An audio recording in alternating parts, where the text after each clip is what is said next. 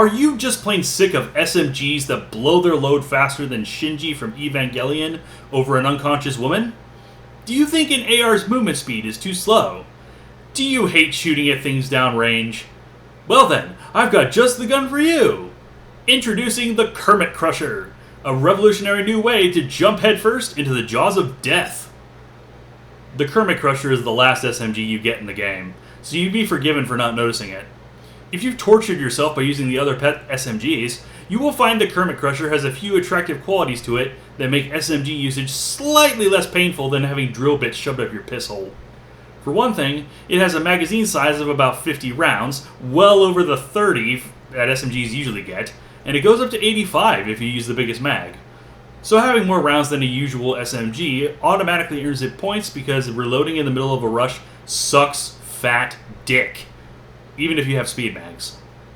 However, if you feel tempted to use the Kermit Krusher as a pocket LMG and spray down on anyone that crosses your path, allow me to bitch slap you with the cold smelly fish of reality. SMG rounds do piss damage in this game because of the increased TTK, and the Kermit Krusher's terra-bad vertical recoil does it no favors. In addition, aim punch in this game is like La Chupacabra. It's an urban legend and doesn't actually exist. Engaging a target downrange is an exercise in futility when you account for all of this, and will just result in your death, over and over again. Bonus pain points if the cheeky bastard is sweating with the M16 or the AUG.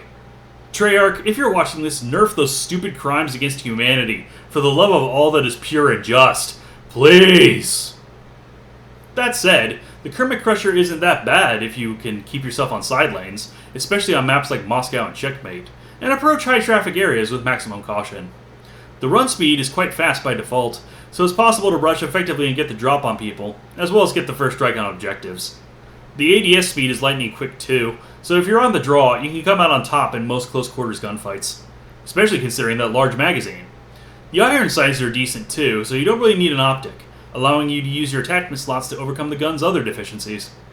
And while we're on the subject of attachments, let's go over some customizations that you should apply to the Kermit Krusher should you want to use it.